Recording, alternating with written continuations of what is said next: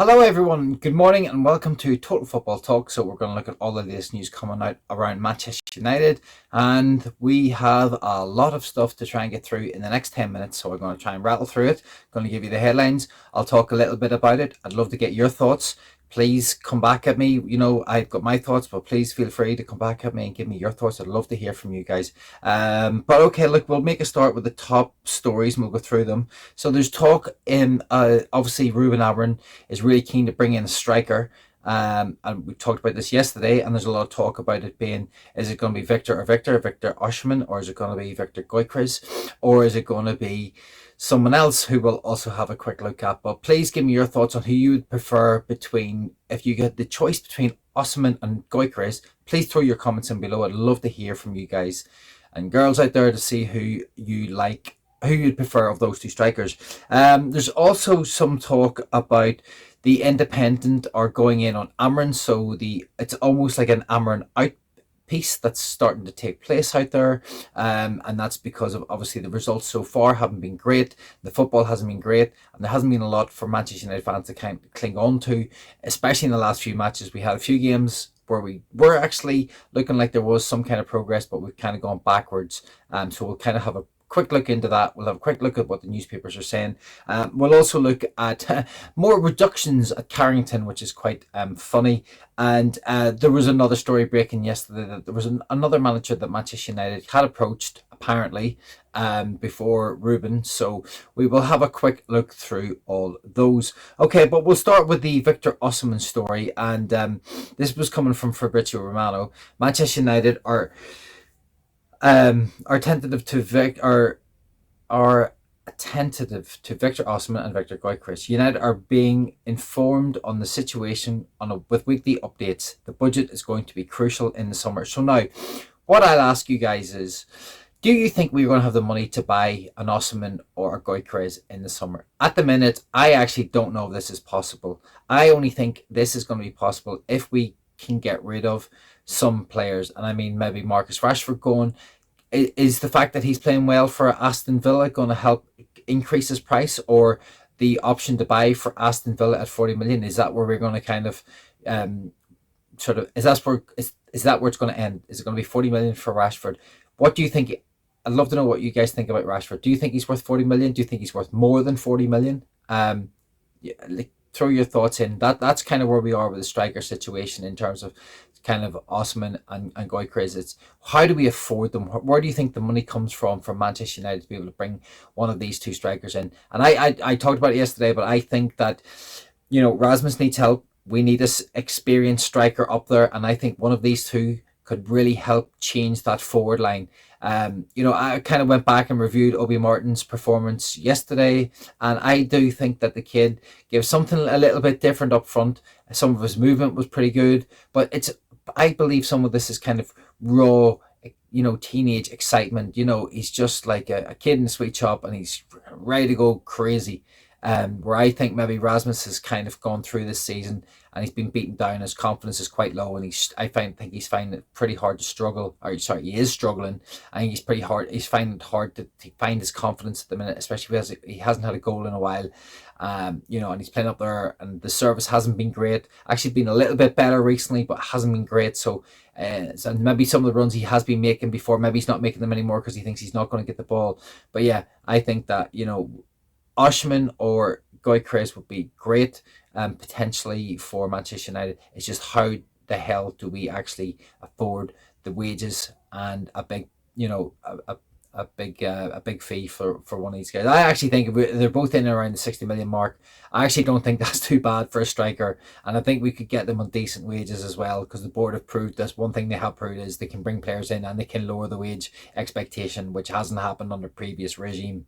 Okay guys, thanks very much for listening. I'm Keith. I'm the host of this little channel. It's been amazing. It's been growing. I can't thank you enough for, especially all the views have been absolutely amazing. If you're enjoying the content, a wee like would be absolutely amazing, and a subscribe bottom right hand side of the screen will be absolutely first class. Really appreciate it. I just love to grow this little tribe. It's been amazing so far, and I'm enjoying the journey. Okay, we'll get on to the next little bit, and we'll look at what the Evening Standard were saying. So obviously we've got two strikers there that Manchester United are looking at, and I think this is the third one, and the third one is on Delap from Ipswich, who has impressed this season despite the Tractor Boys having a very difficult season.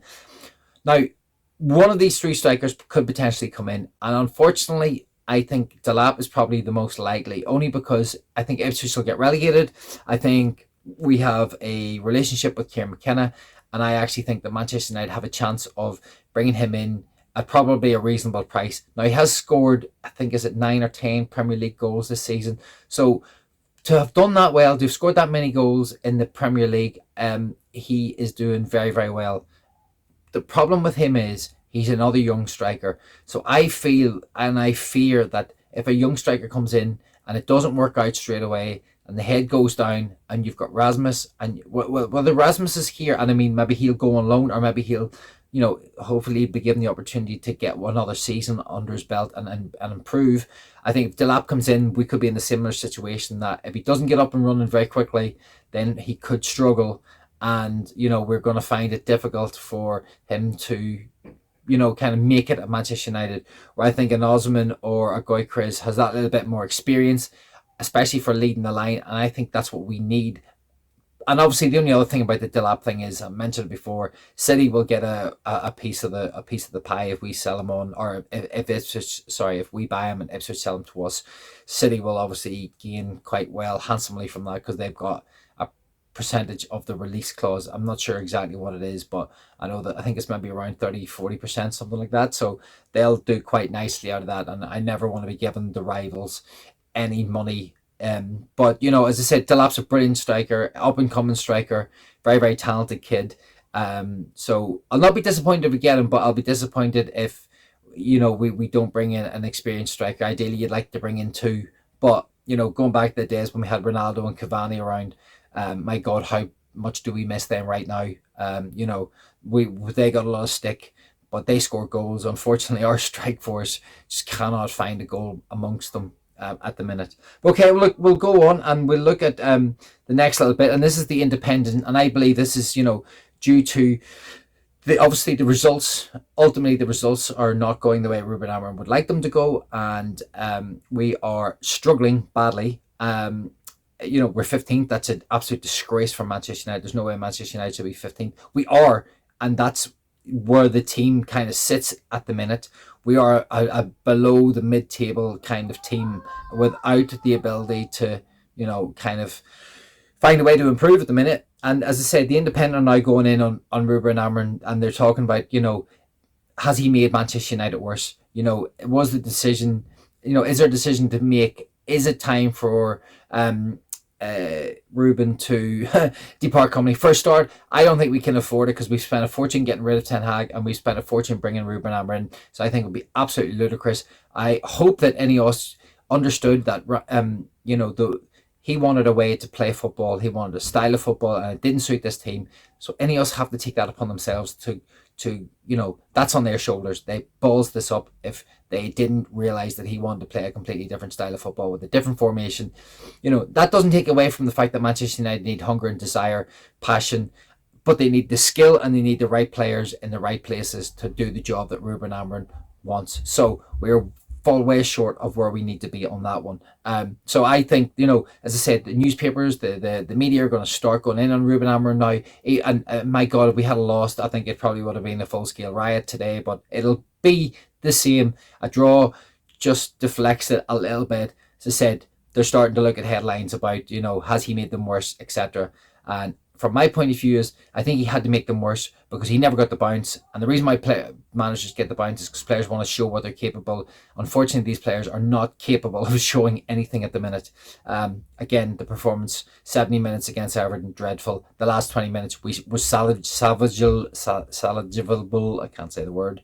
We salvaged the situation, and yeah, that was that. So we'll look at the last couple of little bits, and good old Ineos are still reducing stuff at Carrington. They sort of, at Carrington for everyone, lunch at Carrington for everyone except the first team players has been reduced to soap and sandwich. Soap. Oh my God. Yeah, they should just go and wash themselves down. Soup and sandwiches. And that includes, coaches and analysis. So obviously more cost cutting. We are finding a way to cut costs left, right and centre. It's absolutely ridiculous.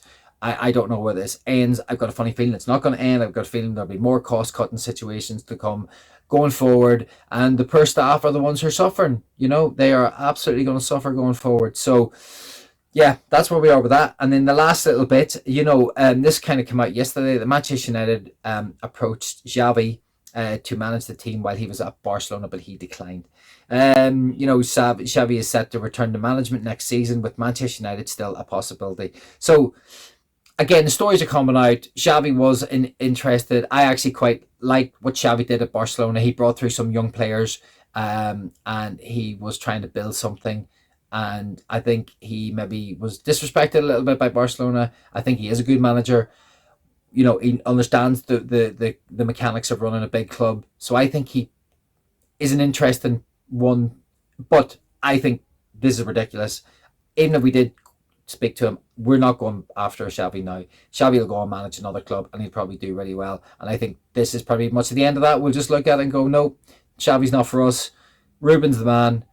Let's get behind him. Let's hopefully he can find a way to get this team to play better football. Hopefully there's something in this team that we haven't seen yet. There's a desire and a will to want to show the fans that they can do more on that goddamn bloody football pitch, because they need to show us that they can do something more. And I'm not sure whether the spark in the last 20 minutes against Everton is something that's going to be carried forward, but I believe that's what Rubin Amorim has to hold on to, and he has to find a way to get that into their veins the last 20 minutes and get them to run out in the next, inject them with the last 20 minutes of whatever happened in that Everton game, and go out against Ipswich and just win and play some good football. I'm not saying the best football in the world, but win, get some good football played, and go out there and do the business. Okay, guys, thanks very much. I'm Keith. That's the end of the roundup. And thank you for listening. We like and subscribe would be amazing on the way out if you could. And I'll see you on the next one.